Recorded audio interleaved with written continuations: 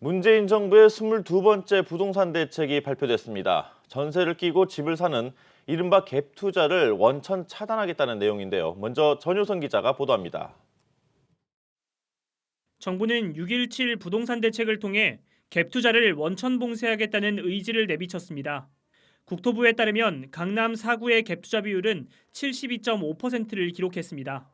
정부는 전세를 끼고 집을 사는 갭 투자를 최근에 집값 상승 요인으로 지목하고 규제를 강화하기로 했습니다.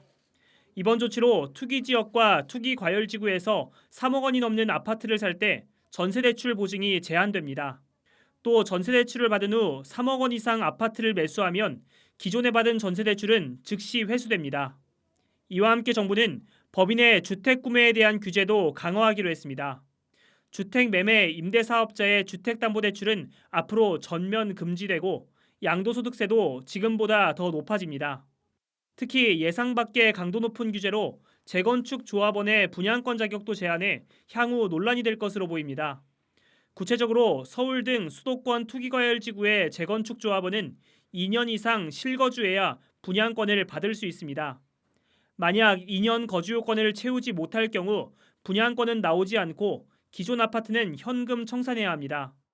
국토부는 6.17 부동산 대책에도 불구하고 집값 불안이 야기될 경우 추가 대책을 내놓겠다고 밝혔습니다.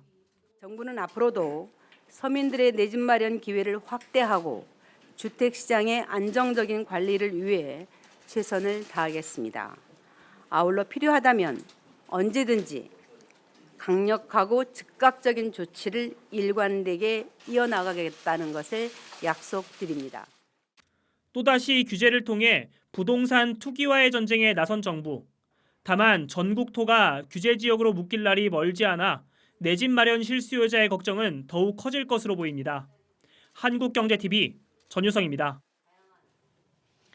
이번 6.17 부동산 대책은 대출과 세금 등 정부가 할 수 있는 모든 수단을 동원한 백화점식 규제로 평가받고 있습니다. 특히 전방위적인 대출 규제는 실제 집을 구하려는 수요자들마저 설 자리를 잃게 해 시장에 큰 혼란이 예상됩니다. 이준우 기자의 보도입니다. 6.17 부동산 대책은 문재인 정부의 대표적인 부동산 정책인 핀셋 규제의 실패를 사실상 인정한 셈이 됐습니다.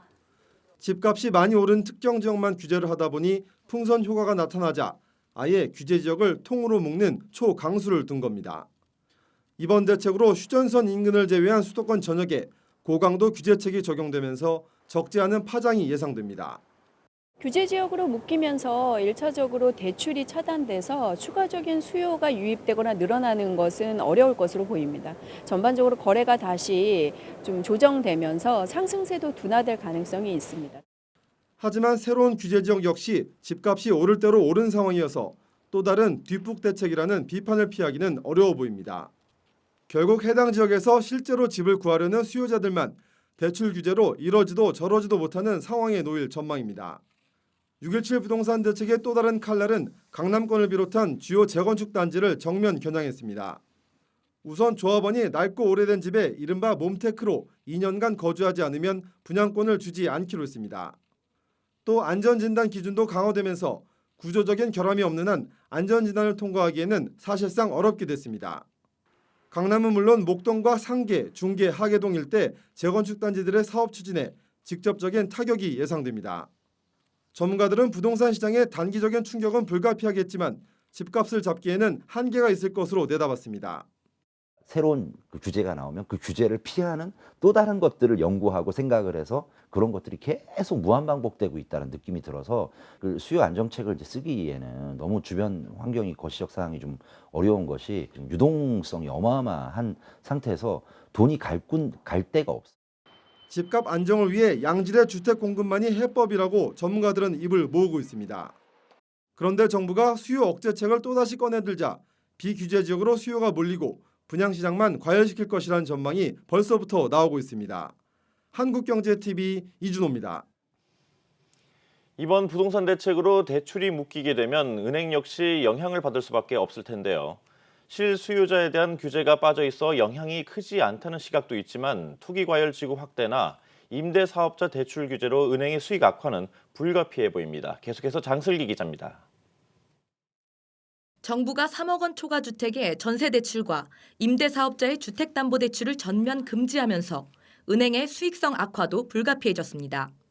국내 은행의 5월 말 기준 가계 대출 잔액은 920조 원 수준으로 그중 전세 자금을 포함한 주택 담보 대출이 약 70%를 차지합니다.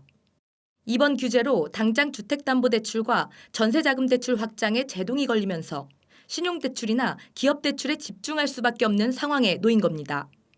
가계대출의 큰 중심은 주택담보랑 전세거든요. 은행 입장에서는 기업 쪽에 좀 더 집중해서 지원하고 대출 성장세를 유지해야 나가야 되는 상황인 거죠.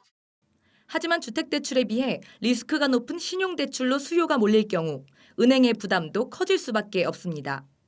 지난 4월 말 기준 가계대출 중 주택담보대출 연체율은 0.20%지만 신용대출의 경우 0.48%로 이보다 높은 수준을 나타냅니다.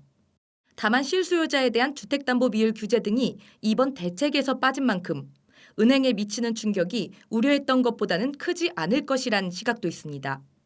오히려 올 초부터 코로나19 영향으로 가계대출이 급격하게 늘고 있어 속도 조절이라는 순기능 역할을 할 것이란 설명입니다. 올해 상반기에 가계대출이 너무 큰 폭으로 증가했기 때문에 사실 은행 내에서는 속도 조절도 필요했어요. 은행들은 이번 대책에 대한 당국의 가이드라인을 받아 규제가 시행되기 전까지 전산개발 등 준비 작업에 주력한다는 방침입니다. 한국경제TV 장슬기입니다. 주식시장에선 건설주가 휘청거렸습니다. 이번 정책으로 단기 충격은 미미하겠지만 중장기적으로 부정적 영향이 클 거란 전망이 지배적입니다. 박승원 기자가 보도합니다. 건설주에 대한 단기 충격은 크지 않을 것이다. 정부가 내놓은 22번째 고강도 부동산 대책에 대한 증시 전문가들의 시각입니다. 부동산 시장의 과열을 막기 위해 꺼내든 대책인 만큼 국내 건설사가 주력하는 분양시장에 미치는 영향은 미미할 것이란 설명입니다. 하지만 이 같은 진단과 달리 시장은 다소 무겁게 받아들였습니다. 코스피와 코스닥 모두 소폭 상승 마감한 가운데 건설업 지수는 동반 하락세를 보였는데 이 가운데서도 남강토건, 일성건설, 한라 등은 4% 넘게 하락했습니다. 문제는 건설주를 둘러싼 악재가 산적해 중장기 전망 역시 불투명하다는 점입니다.